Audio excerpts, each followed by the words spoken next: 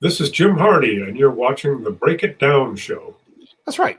And Jim has a very cool job. You know, when you're a kid, you never think about a job like you have managing the licensing for a guy who's passed on, I don't know, about 20 years plus now. You run the Bob and Dolores Hope Foundation and handle the licensing for them. So I guess, is this a dream job? Is this one of parts of what you do? Do you do this for a lot of people? Are a lot of them passed on? Let's talk a little bit about that first. No, I only do it for the Hope estate because I've been with Hope for 38 years. Was in the production end for the longest time, and then when they stopped doing production, he kind of sort of retired, as it were, and then passed away. The demand for our content never went away, as we own so much stuff, and people were always calling to license things for, to put on a documentary or a retrospective show or whatever it was. And so, I had been doing that, my entire career already. I just kept doing it. They needed somebody to keep doing it. And so on behalf of the foundation, I tackle that for them. There's a lot of people from Bob's generation who don't have that kind of legacy and remaining impact. I mean, Bob has done a lot of things, but I don't know. There's a lot of, I hate to even name any names, but there's a lot of folks who don't have that kind of legacy and the need for the kind of management that you do. What's the difference between someone who's prolific like Bob and someone who's a golden era of Hollywood person who doesn't have that kind of legacy? Well, I think that it takes a certain commitment to keep a legacy alive. It doesn't happen by itself. Attention spans are very short. More so now probably than ever, but it's always been kind of an out of sight, out of mind world. Yeah. And when a person disappears from public view, even if they're still alive, they're quickly forgotten. I mean, I don't think many people remember Milton Berle anymore, or not many people remember Jack Benny, George Burns. Mean, great icons of their time. Yeah. But you have to make a commitment to keep, to keep the image out there. And the Hope family has done that. They don't want Bob's legacy to get lost. Yeah. And you stayed with them for decades. I mean, a long time. That also is sort of unique in the modern time. I know that the person I worked with for PR, same thing, has worked with the Hope Foundation for a long time. What is it about their, obviously they want to keep Bob's image alive, but they've also kept you guys there. Is that part of the continuity plan? Well, I think interestingly enough, in an industry, where people move around an awful lot, from one place to another, Bob had a staff that they stayed for a long time. He engendered a sense of loyalty, I think, that maybe other personalities didn't. And he had writers that wrote for him for 4 decades. He had office staff that spent their whole working career working for him. People just didn't bounce around. When you landed a job with Bob, he was grateful to have you. He was very nice to be around. He didn't consider himself to be better than anybody else or hold himself to be above anybody else. And, people respond to that. And he engendered a sense of loyalty. And, I consider myself to be extremely lucky to have landed this job and still have it, 38 years later. Yeah. I consider myself lucky to know guys like you and Harlan who work on these kind of things, because I get access to it. And what a treat to prep. I must have watched a couple of hours of videos just in getting ready. And I half the time forgot I was working. I was just enjoying myself because it's all so great. Yeah. Yeah, sometimes it doesn't seem like work, does it?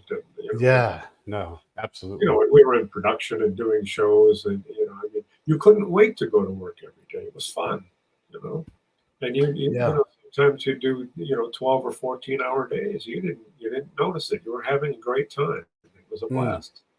Yeah. I don't want to talk specifically about Bob in this case, but there is a tendency for us in the modern times to look at someone like Bob Hope, Laura Ingalls Wilder, John Wayne, Orson Welles, and start to chastise them for not being a person of our time. when they're a person in their time. And it's easy to look at someone's negative or alleged negative moments and say, look at how terrible that person is, and literally try to dig up and cancel a dead person. And so I wonder what your thoughts are. Like, is there a responsibility for a legacy or a foundation to hold itself accountable for things, the sins of the past, or is it fine to talk about all the great things that, I don't know, Clark Gable did, right? Instead of the salacious and the things that get a lot of clicks. Well, I think you have to be, honest, and you can't misrepresent a person as being something that they weren't. Right. These, at the end of the day, they're just people, and people have foibles, and people make mistakes, and this is always going to be true. And some are worse than others. So some things are unforgivable. Right. If you destroy a person's career on purpose, or get drunk and drive and kill somebody like Busby Berkeley. Right. Some things are worse than others. But we all have character flaws, and that's true of the stars as well. But hopefully they don't overshadow what they did on the screen and on the air, that endeared them to us. Yeah. Why are we so endeared to Bob Hope? Why is he still relevant to those of us who got to see him when he was alive? Well, because I think there's a genuineness to him, a sincerity. In many ways, he's an everyman, I think. And like I described, in the way that he treats people around him, office staff and studio personnel and so forth. And that whole generation was very much similar to that. They didn't place themselves above everybody else. They weren't prima donnas. And I think we respond to that, and I don't think there's too much of that anymore. You read an awful lot about, well, don't look this person in the eye, don't talk to them, talk to me. And then on the other hand, you have a George Clooney who apparently plays basketball with the crew and eats lunch with them. He's old school. But I think audiences can recognize that. I think audiences are smart enough to sense, who's a genuinely good person and who isn't. And, Bob's character was always, that type of, he was always a guy that was trying to be something a little more than he was, trying to get over on somebody a little bit, never mean-spirited or anything, but that was his character. We can all identify with that character. It's timeless. It is. And there's something too, I believe, of going through that first part of the 20th century when you went through, World War I, the Depression, World War II. These, if you were in that sense of time, they'd all seen things that were really hard. Even if they themselves weren't poor or in the war, they all had shared that sacrifice in a way that I was just watching a little historical note about a movie, and everybody in there is super famous. And they started talking individually about their role in World War II until one of the cameramen is like, I was one of the pilots that the Dutch resistance saved, when he was talking about it. And I think maybe there's something in that because they all had been truly in every person because of the challenge of that time. Life was a lot harder. We think life is hard now, but it isn't. Not compared to what it used to be like. Life is pretty easy for people these days, and they don't have a frame of reference probably to recognize that. But I think it was just a lot harder in the old days, and I think in a way that's one of the reasons that people like Bob and Burns and Benny and Lucille Ball and all the people from that era, they had a greater sense of gratitude for what they accomplished because it was so hard to get there. It was a lot harder to become a star in those days than it is today. You had to be able to do a little bit of everything, and you had to have a lot of luck. You had to have the talent to seize the day, when you got the opportunity. But sometimes to get the opportunity was really hard. And now, with TikTok and things, it's it's easy to get people's attention now, and if you can do something that they're interested in, you can keep it. But it was really hard to do that in the old days, and the sense of gratitude that they had. Bob always kept saying, just how lucky he felt, how lucky he was. You know, he had the talent and he did the work, but Yeah. luck plays a big part. If he wasn't standing on that street corner on that evening in Chicago, he doesn't get that 3-day job at the Stratford Hotel that kicked off his career. He was almost ready to quit. He struggled for years. You know, Right. the, Yeah. the whole thing we could be talking. We'd be talking about he was the best butcher in Cleveland now. Yeah. Yeah. With his own YouTube channel. This Yeah. is Deep Cuts. I think that is what we're talking about here is Bob's official YouTube channel. And I'm encouraging everybody to go check it out. The handle is right there. You will if like I watch the Johnny Carson stuff. So they do the same thing for Johnny's work. And you just get swept away. You're like, I'll watch another one. I'll watch another one. And the exact same thing. It's just a delight to watch these things. So I don't know how involved in the day-to-day publishing of the shows that you are, but do you get a chance to get wrapped up in, and again, we're talking about working, but like this isn't work. I'm having a great time watching Bob work with the Muppets and Margaret, Brooke Shields. I mean, it's like Jack Benny. It's amazing. Yeah. It's, it's in many ways, it's a dream come true because now it's an opportunity. If I could get all of the people that are watching the YouTube channel into a theater and I had their undivided attention for an hour, this is what I would show them. Because a lot of this is just, these are some of my favorite things, and that's what I want to put up. And and then we'll put up things that are timely. Take advantage. May the 4th is a big Star Wars date. May the 4th be with you. So we put up that Star Wars spoof around that, and it's got almost 200,000 views. The Star Wars community is, they're interested in anything Star Wars. So and PGA week we put up the Arnold Palmer stuff because it was golf, and so it's a little bit of trying to be timely, and it's also just a little bit of me getting to show everybody, look, I think this is really funny, and I think you will too, and you've probably never seen it. Yeah. Yeah. And you might be seeing it for the third time, but it's still the first time because there's such distance between these things. I don't remember seeing Bob Hope do that bit with Star Wars. And, I was a kid, I watched all that stuff, and the variety shows. So it's possible to see things and just be like, rediscover them. I've been thinking recently about how great variety shows were. And this is like nostalgic and everything, but you haven't like Johnny Cash show and Glenn Campbell Good Time Hour, all these different hee-haw. And it was great to see performers come out and maybe not be in their sweet spot. Maybe like Arnold Palmer doing a repartee with Bob Hope, but you could see that all the time. And I don't know that we have something like that where, okay, maybe that kind of vehicle is available, but there aren't 80 million people watching it on the same kind of TV sets at the same time of night. It's not part of the national zeitgeist. Yeah, you could. I think the interesting aspect of the variety show, like you say, was that you could get people out of their comfort zone. So he always, Bob always wanted to have the stars that the spotlight was on at the time. So you have a John Forsythe on the show, or a Donna Mills, or a Morgan Fairchild, that had a hot show. But they're dramatic actors and actresses, and you're getting them to do comedy, and you're getting them to do song and dance, and it's almost like, you remember Battle of the Network Stars, kind of Totally.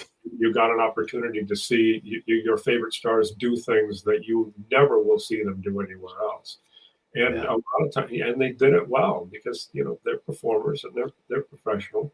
And, and with the sports stars, Bob was a big sports fan, a big sports lover, and always had sports people on the show.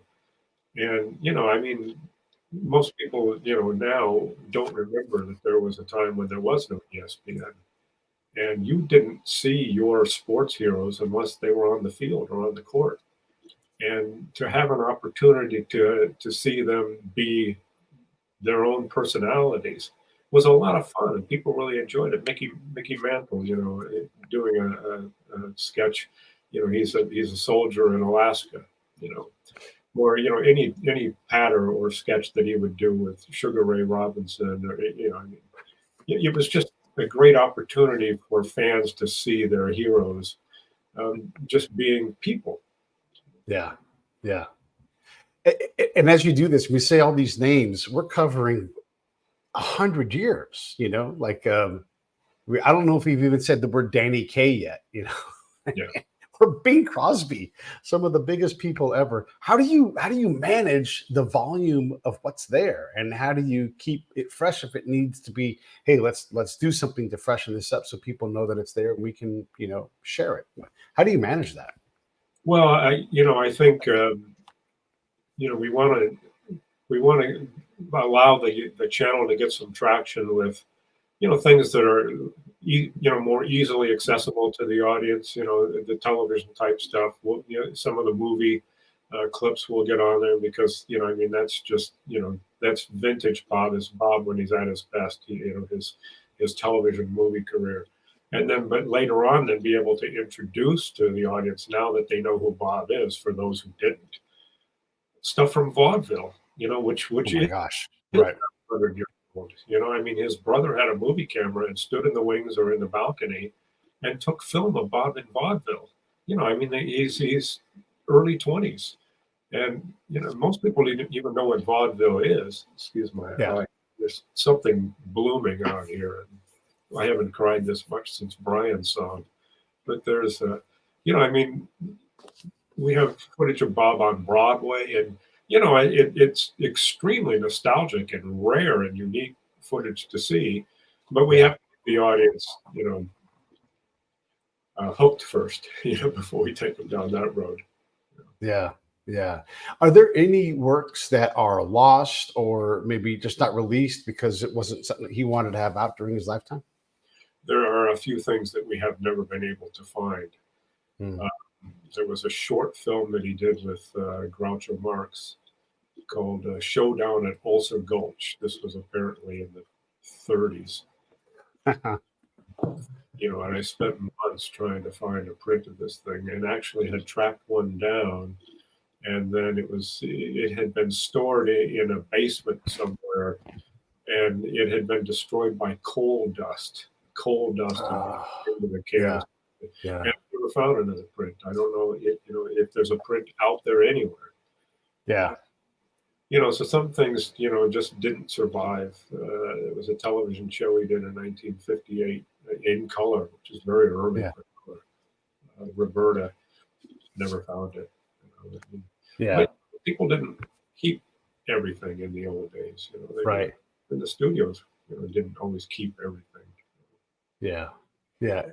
Is there anything that he did with Buster Keaton? I mean, again, you're talking two of the greatest comedians of all time. I imagine they must have done some work together. Not to my knowledge. I've never seen anything with he and Buster Keaton together, or Harold Lloyd. But Bob wasn't in silence in the silent pictures at all. And when he was doing his first foray into film, as it were these two reelers that he did for Warner's when he was on Broadway in the early 30s. Actually, the first one that he did was for a company called Educational Films. And I'm not sure why they were called that, because they weren't really doing educational films. But this was a 20-minute short film that they would show then before the feature. And it was called Going Spanish. And it was 1932. It was Bob's first appearance on film. And Walter Winchell, if you remember Walter Winchell. Wow. Ran into Bob on the street one day, and he asked him about it. He said, what'd you think of it? And Bob told him, he said, when they catch Dillinger, they're going to make him watch this thing twice. And the studio, the producers got mad, because it was not good publicity, and they canceled his contract. Yeah. 6 short films for Warner's, but they were all talkies. And I think that his career, when Harold Lloyd and Buster Keaton were really, really hot, in pictures like Chaplin was, Bob was still in vaudeville. Yeah. He was a little behind them. My grandmother and great grandmother were in vaudeville. They did like burlesque things, and it's amazing. You can go back into the newspapers, and I can see my grandma on some ad for like come down to the whatever theater and see this show, and they would name all the people and everything. And it's just a remarkable thing that there was so much of that kind of entertainment throughout the country, where that was what you did after hours, where you went and saw these short-based, really variety shows. Is probably Yeah. the best way to describe it in modern terms. Yeah, yeah. There were so many. It's small time, medium time, big time circuits, and yeah, they'd have 8 to 10 to 12 acts, and some of them would be music. You'd have a magician, you'd have a contortionist, some sort of animal, a lot of novelty. Yeah, I right. can imagine that they were probably very entertaining, Yeah, yeah, and they could travel. When Bob became successful in vaudeville, he could travel from circuit to circuit, the big time circuits, and you cover the whole country. It would take a year to do it. You could do the same show for a year. And then yeah, when he got his big radio Tuesday night and did the show, and he realized that the show was over, everybody heard it. I got to have a new show in 7 days. Uh, you know, it's a yeah. different world all of a sudden. And that's when he had to go out and get some writers. And boy, did he could pick a writer. He had some great writers. Yeah, let's talk about that because I can't remember her name, but I had one of his, later writers in his life. She wrote a book, but how was he so good at picking talent and or developing it? I guess too, because some of the people are going to get better while they're there. Yeah. Um, I can't honestly say how many writers, he didn't hire, but the ones, he knew the material that he liked, and he found writers that knew how to write in his voice. I guess is the key to it. And Sherwood Schwartz, went on to do Brady Bunch and Gilligan's Island. Yeah. Larry Gelbart was a writer in radio and Yeah. went on to MASH. These were talented, very talented people, but they knew how to write a hope joke, and he recognized. And the interesting thing about the writers' room is that typically in a writers' room, the writers all get together and they'll discuss, okay, these are the topics we're going to cover, and then okay, you do the talk spot, you do the sketch, we'll do the monologue, and they kind of divide it up. But Mhm. a writer on the Bob Hope Show wrote the whole show. Every writer wrote a monologue, wrote a sketch, wrote it, and then he would cobble them together from the different writers and put the puzzle together. So some of the monologue, there were jokes in the monologue from everybody. Yeah. The sketch was comprised of what everybody wrote, and he would pick and choose the best parts, and then cut and paste it together. He was a great editor, and that was really a great talent that he had, is to be able to. He could put the show together. He was a great editor. Yeah. And clearly he has a brilliant memory. I mean, it's one thing to memorize lines, but to process and edit and put this thing together, then go on camera live a lot of the time and just go rip through 150 jokes in a minute, and just go. That is truly a remarkable thing. But is that even the most important attribute that he had or developed, or is there something else that makes Bob Bob? Well, timing. He had Yeah. the best timing of any comedian that ever lived, and that's probably still true. There are comedians Yeah. today that still watch his old shows and listen to his old shows because they're trying to get that timing. And for him, it was natural. And it's a very hard thing to learn. You either have it or you don't. And but it's something that people still study. His Yeah. time was just some musicians have perfect pitch. He had perfect timing. Yeah. That was the Right. real Yeah. Yeah. secret to his success. That's what separated him from everybody else. There's a But level above perfect pitch where you also have like the perfect recall.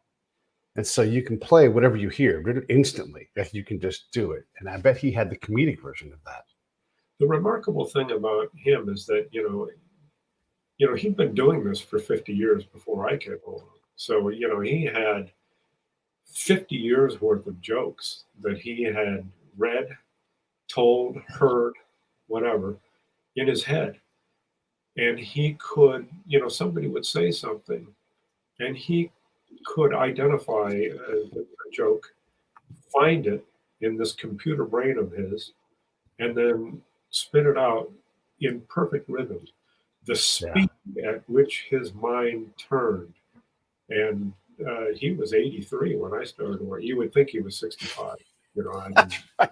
Yeah. how he looked. You know, he was ageless and a lot of, but the speed that his mind worked at was phenomenal. You know, you were just in awe. You just look at him when your mouth would drop. How does he do that? You know, Yeah. I can't remember. You know what I had for breakfast. Yeah.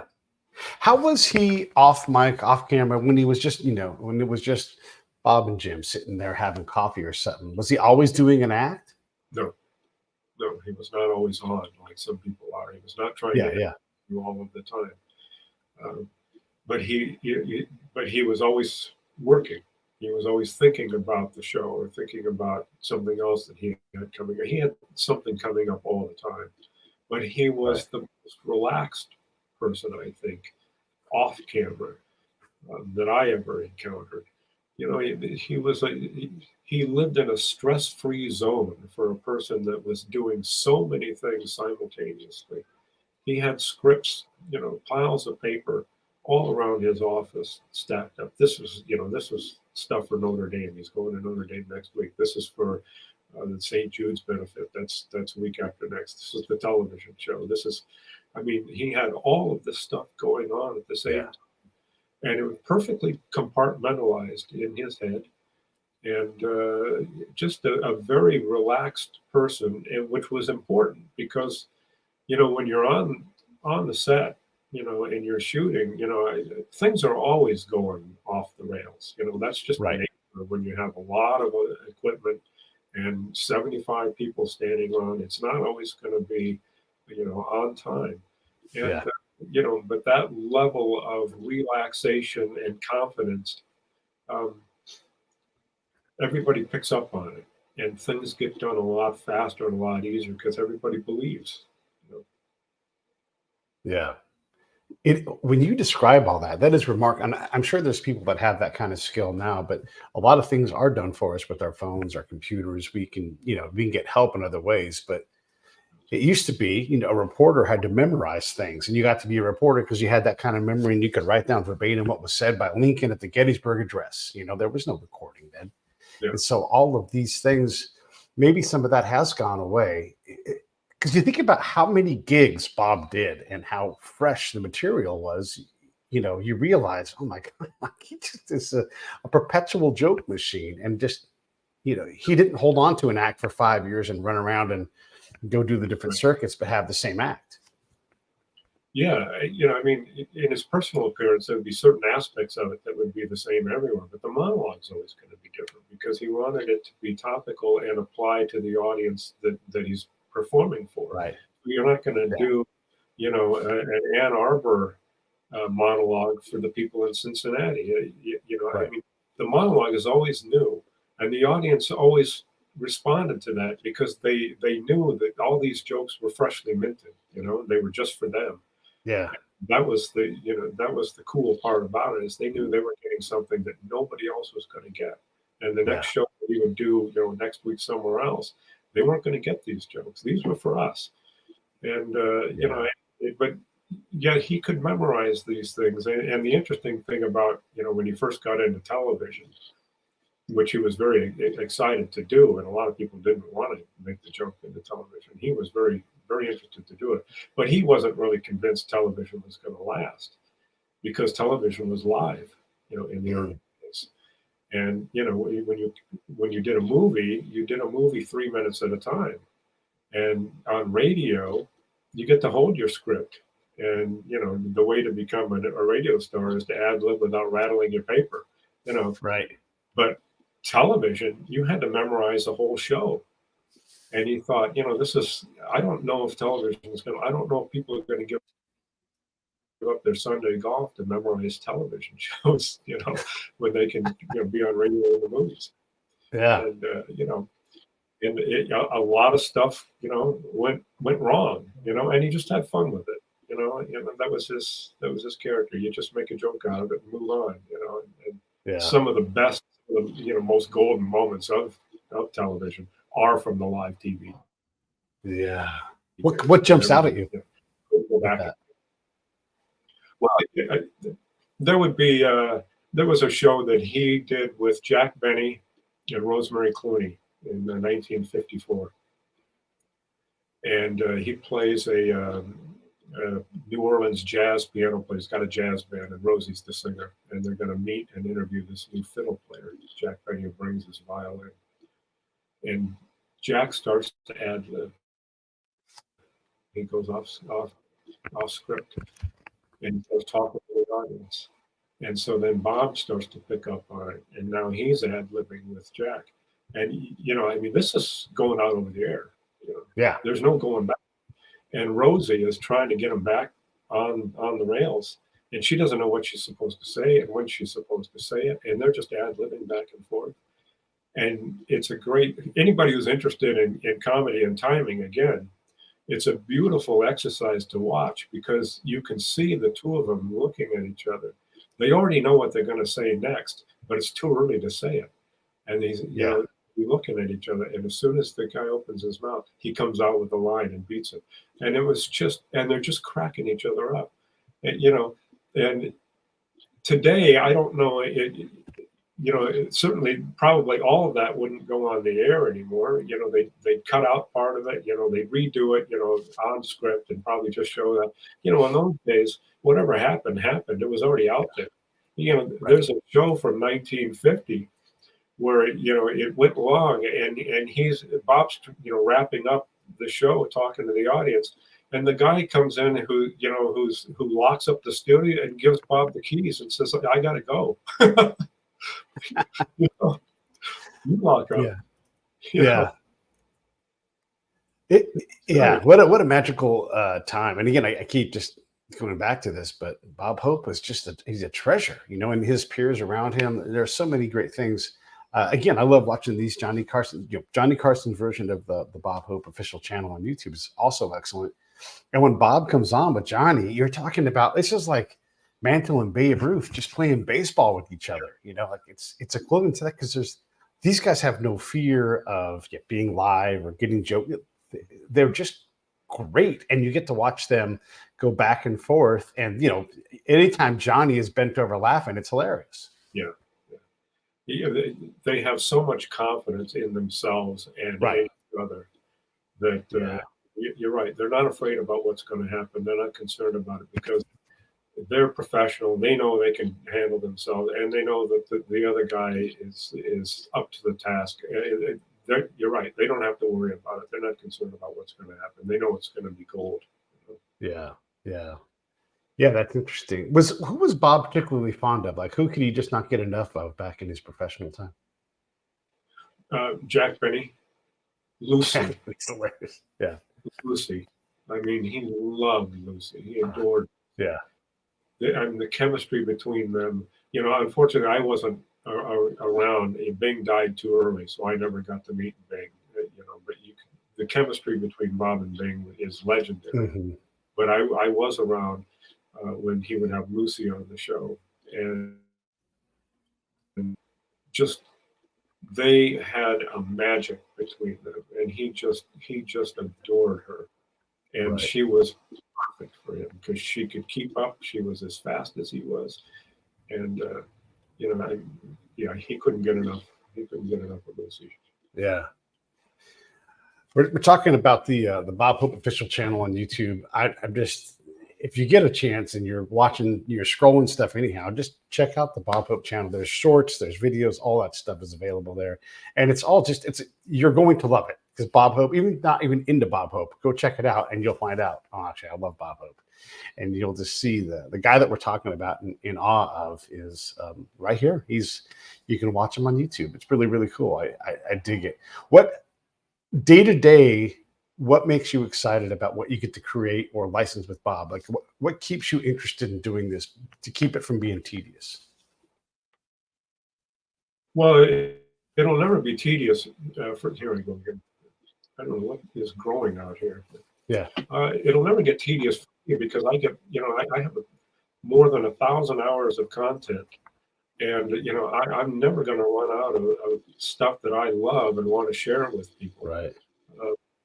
day to day, I'm always looking, in advance a little bit to see, maybe some important dates that are coming up, okay, whose birthday, is coming up, or who died on what date. Maybe this is an opportunity to put out something that, that Brooke Shields did, or Hmm. Burns, or whatever, or something historic. But other than that, it's just an opportunity to, I want to mix it up. I don't want to, keep putting the same people up all the time. I could put, Johnny Carson up, from now and until October. But, I want to save some of that, for later on, and let's get some Jack Benny up there. This is an opportunity not only for people to discover Bob, but also to discover a lot of the other people from his generation, or, I mean, truthfully, yeah, from the 70s even, I mean, we put up, a great bit that he does with John Denver. Not many people today know who John Denver was even, and that's not even that long ago. So, Yeah. You're not only going to discover Bob, you're going to discover, an awful lot of great entertainment that used to exist, Yeah. that maybe you missed out on, but you don't have to, because it's still here. Yeah. Yeah. Like anything Jackie Gleason does, same kind of thing where you can just watch it and you just go on a ride, because he's another guy who just had a certain kind of genius that, he didn't fear really anything in comedy. He could do whatever he wanted. His brain was so fast and so creative that he could just rely on that thing and it would always deliver. Yeah, and he's got that great delivery. I Yeah. mean, everything that comes, it's like he's slapping you with a cold fish, and he's just got a great delivery. He just Yeah. hits the line. Nothing subtle about Jackie Gleason. So the work that Bob does that maybe belongs to his studio, do they hold on to that? Do you guys try to acquire those things? Is that important at all for the legacy? Well, the studios own a large number of the films, the Hmm. movies. We own all the television. We own all Okay. radio. We own some of the movies. Right. And studios own quite a good number of the movies, but Right. they're not going to have any problem with us putting up some excerpts from them, because it's just great publicity for them as well. Gotcha. Yeah. You take, reach out to them and say, we want to put this on the channel, this little clip from Cat and the Canary. Well, why would Universal say no? You can't do that, because nobody. Let people discover how funny it was. They'll want to go see the rest of the movie, and who gets Yeah. to see that. So, Yeah. Yeah. Yeah. What is that process though, specifically? Like, do you have and I'm going to make a person up here. Do you have like a relationship with Caitlin over at, Universal, and they're just like, yeah, whatever, just send me an email, let me know you did it? Or is it even that formal where it's just like, we have an open agreement? How does that work? well, you usually just give them a call, or send them an email. I just, when you've been around as long as I have, you kind of know the people, and, Yeah. some people retired, but you got to know the person that replaced them. So, they know me when I call them, and they know why I want to use it and how I'm going to use it. They don't need to be concerned about the context, because Right. we're never using anything in a context that they would find offensive. So, it's not hard. It's not hard. Right. And they're quite often glad to have it out there as well. Is this the only thing you do professionally, or do you have other work that you do? This is what I do. Yeah. It's That is amazing. licensing. But, Yeah. that's what I do. Yeah. It doesn't sound like much when you think about it. I hope the bosses aren't going to watch this. Yeah, well, I mean, the quality of work is great, obviously, but it's just amazing that, again, that this life requires still so much professional effort to make the machine work, right? Like it's again, it's a credit to Bob's relentless work ethic as well. He wasn't a guy that took a lot of time off. It doesn't seem like. No, he didn't. He didn't. He worked. He worked all the time. Yeah, He loved it. yeah, He loved it, and he never took it for granted. And like I said, he'd been doing this for 50 years before I came along, and he put right. the work on every show, every TV show. He labored over which jokes are going to go in. This, this sketch, the end isn't funny enough. I mean, he could have mailed it in, really, at that point. The Bob Hope community was going to watch whatever he put up there. I Yeah. suspect. But Yeah.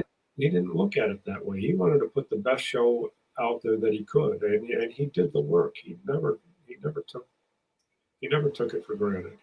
Yeah. But why did he want to work so deep into his life? I mean, into his 90s, he's still working. So what pushed him that hard? I mean, he didn't have to at that point, right? There's enough money, there's enough accolades, there's enough of everything. He didn't have to. He certainly didn't do it for the money. He did it because he loved it. And Yeah. he didn't have an awful lot of other he wasn't a guy that was going to set up in the garage and wood shop, you know. Right. Yeah. And how much golf can you play? It Yeah. was his big hobby, but how much golf can you honestly play? He Mhm. did because he loved to do it, and I don't think that he could envision his life without it. Whereas a lot of us who don't have the luxury of enjoying the job that we have, like unfortunately an awful lot of people don't like the job. They can't wait to retire, and even if they don't know what they're going to do, he couldn't imagine himself retired, because he really Yeah. what he's doing, and as I do, if you love what you're doing, you're not working. Right. Right. Yeah. And I mean, I know he liked to work with certain people, but who else was he impressed by? I mean, if you're working with Frank Sinatra and Lucille Ball, all these people, there's so much talent around. Was there anybody he's like, I just have no idea, like that guy is or that lady is so great. I just, I can't believe it. Well, yeah, certainly he knew how great the people from his generation were. So that's why he would have them on. He knew exactly what he was going to get. But he would always have younger people on. He loved Brooke Shields. He loved Yeah. Shields. She was so sweet and kind, and she wanted to learn. She was eager to learn everything that she could possibly learn from him. How to Right. sing, how to dance, how to do comedy, and he appreciated that. And she had a natural talent for it. She was a gifted performer, and so Macaulay Culkin. He Yeah. loved Macaulay Culkin because the kid was a great performer. He just came on with this energy, and he does a song and dance with Bob. Macaulay Culkin is not a song and dance man, Right. Yeah. Joey Lawrence. I mean, young people like that he would have come on the show, and he would just be blown away by how good they were. Because he's Yeah. seen them. You'd only seen them a couple of times, and they did. They were on one show, or they had one movie or one hit movie or whatever. So, he's seen only one aspect of it, and you don't know if they can do anything else. And he was just blown away by what these young performers could do. And, Yeah. it was Does he know this before the red light goes on, or are they practicing enough that he's like, yeah, the kid's got it? Or is he not even worried about it? He knows that he's just a big old safety net himself and they'll figure it out. I mean, it does take guts for an 80-something-year-old man to work with some little kid named Macaulay Culkin and go do, just that also is amazing to be that relevant and confident.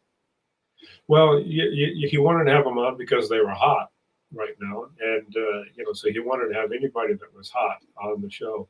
But he was a Right. very generous comedian.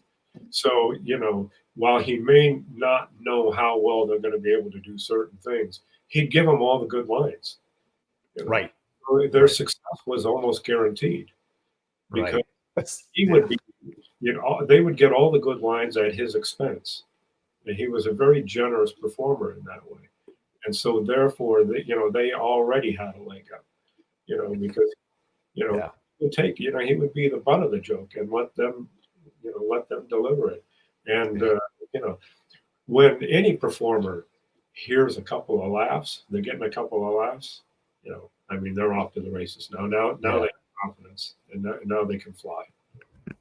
Yeah. There's a great example of that on the channel. Everybody go check out the channel. If you type in @Bob Hope Official on YouTube, just type in Bob Hope channel on YouTube. It's going to come up. But recently you talked about this the other day, the Arnold Palmer one. That is a perfect example of that. It's set up joke. And if it was Bob Hope hitting all the jokes, it would work as just well, but it's better because you got Arnold Palmer and he's just cracking jokes after Bob's golf game. It's exactly what you just described. Yeah. and cracking them pretty well too. His delivery was Oh pretty yeah. good. Yeah. Yeah. You know, there are these modern people that have that. You know, Peyton Manning is famously really funny and great at delivering line. And his brother is also funny, and so these guys have this ability. If you set up jokes for them, you know, they know how to deliver them and everything. And so it is fun to see. I love seeing this other part of people who, yeah, you shouldn't be a comedian all the time professionally because you're so good at playing golf in this case, but you know, you can sing and dance a little bit. Hey, thanks for doing that with us. There's this great video of Robert Downey Jr. singing at Sting's birthday, and he's singing Sting songs. And because Robert Downey can do anything with his voice and body, he does a wonderful job singing this song. That's not his main job, but his job allows him to do these kinds of things. Yeah. But he's a performer. He's a professional. Yeah. They can do a lot of things if they try, if they take the time, you know, to do it. They can do just about anything because they're performers. It's that's their craft. And you know, in a lot of ways, you only have to be good at one thing anymore, you know, to be a hit. Whereas you used to have to be able to do a little of everything if you wanted to work, you know, steadily. But they can do it if they, you know, given the opportunity, if they put in a little effort. There's nothing they can't do because that's their craft. And there's a little bit of comedian, honestly, in all of us, isn't there? We all love to hear a joke. We love to tell a joke and get a laugh from people. Sure. So, you know, if somebody gives you an opportunity to do that, and they provided you with some pretty good material to use, you know, you're going to find your way. Yeah. And I think, you know, the Arnold Palmer clip is a great example of that. I don't know. It's so good. He took I'm at my buddy John's house, and I'm like, this is classic Bob Hope. Like, he doesn't need to have all the jokes. He's giving them to Arnold, and Arnold is killing it. This is just like the exact same thing you talked about was what we talked about ahead of time. And it's a great representation of what that kind of skill looks like at the highest level. Yeah. And I guess if you're Palmer or whoever it's going to be, Lonnie Anderson, whoever he's talking to have Bob say, hey, you can do this thing with me. That's also a credit to them, for them to be like, oh, you think I can pull this song and dance number off? I'm not a song and dance man. And it's like, yeah, we'll work it out. You know, I got you. Like, one of the things I say to people who are maybe not notable and come on the show and they're nervous, and I'm like, that's my job. I'll take care of everything. All you got to do is talk about the things that you know, and we'll do great, right? And it really is a boost for that person when you get a famous person out of their comfort zone and get them to relax and work as well as they do with Bob. You can see them having a great time. Yeah, they are having fun, and that's the key to it. He makes it fun. And, and if they're not a singer or a dancer by trade, he doesn't present them with things that are overly difficult. You know, the buck and wing or whatever, you know, a kind of a standard vaudeville type of a dance thing for two people. It's a simple step. Anybody can learn it. You know, he's not asking them to do tap dance, you know. Right. He gives them what they can handle. And the songs that they do, they have a medium range. He's not putting them in a position to fail. He's putting them in a position to be successful. Yeah, and they know that, and that's why they all say yes. Go on the road with them, like, yeah, sure, Bob, I'll go out with you, and I'll go to Vietnam. Why not? Oh, yeah. When you consider, they were gone for 3 weeks, and travel conditions, were difficult. You're not staying in luxury hotels, and you might be getting shot at here or there, and to get their own family for Christmas. But they understood the value of it. And, I've been getting Raquel Welch to go over in 1967. And he said, after 3 weeks out and everybody's tired and, and they finally get back to Los Angeles, and she leaned over to him. She said, let's go again. Right. The energy that you get out of those audiences, they're so grateful that you came, that you're thinking about them, especially in Vietnam. Half the country was not behind what was going on. Most of those guys didn't want to be there. They were there, against their will. And to have these people come over and spend Christmas with them, it meant the world. And as a performer, you feel that, and you understand the the gravity of what you've done, and you can't wait to do it again. Yeah. I love I love looking at like the Christmas special or whatever those things were going to be, whether it was Bob Hope or someone else creating that thing. I love those things. I love going back and looking at them. Obviously on the channel we'll be able to see a lot of this stuff, but it's just such a neat thing. And I wish we had, I was looking at Fall Guy ratings because the movie is out right now. And if you had a show today that got as good a ratings as Fall Guy did, and Fall Guy was fun, I loved it. I was a kid. It was awesome. Yeah. But that show would be the number one show like in the world, like it would be such a big thing. And Fall Guy was never the top show. It did well, but it's amazing how spread out we all are now. And so to do things like a Christmas show, it's hard to pull a big enough audience to do something like that and then pay the talent that comes out. Yeah, I guess that's why they don't do them anymore. Yeah, certainly grew up, right? There was the Perry Como Christmas show and Andy Williams and Bob. Yeah.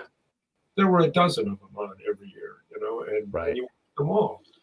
And it's not a thing anymore. But there were only 3 channels then, though, too. So there you go. Yeah.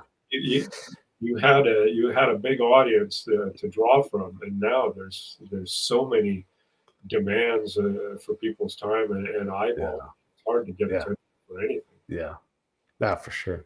Well, and like a Bob Hope act, we've packed about 3 hours of fun into about 50 something minutes here. So I don't want to keep you too long, but is there anything that you want to talk about specifically with the channel or any particular really great memories or stories about Bob Hope that you want to share as we wrap up?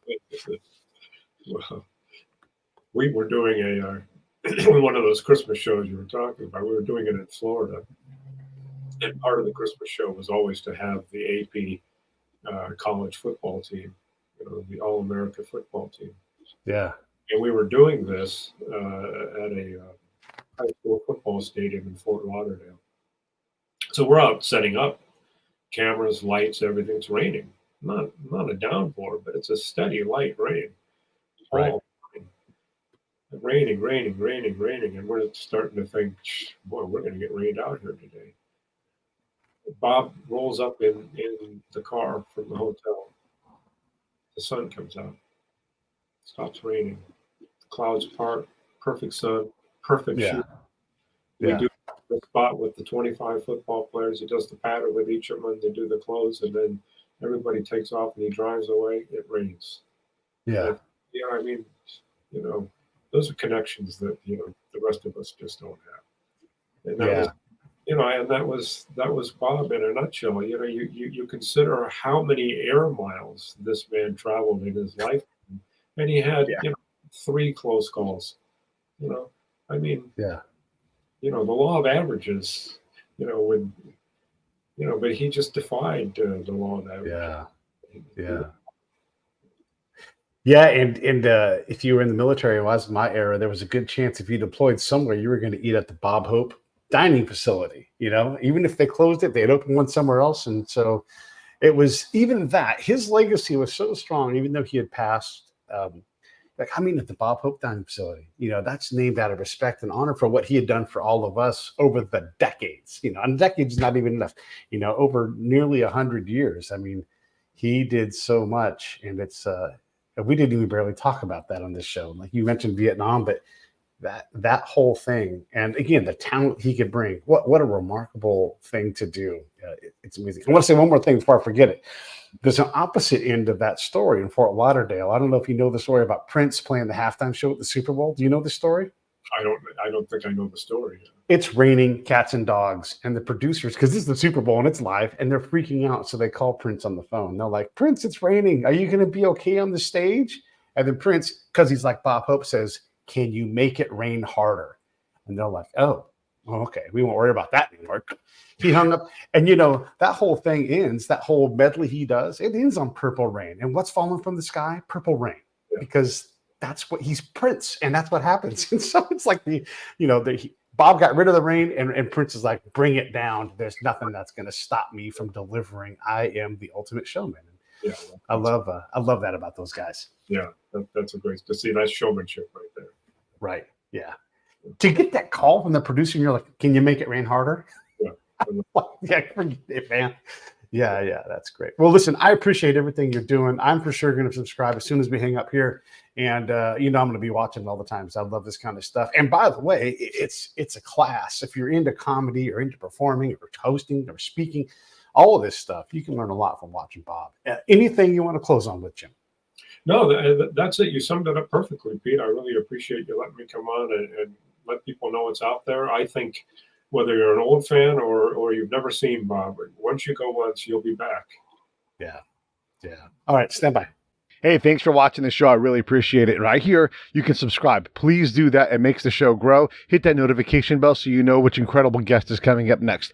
Down below is the PayPal link. You can put a small subscription in. That is an enormous help. All that money goes right back into the show. And then right up over here are the next episodes you should listen to, curated by yours truly. Thank you so much.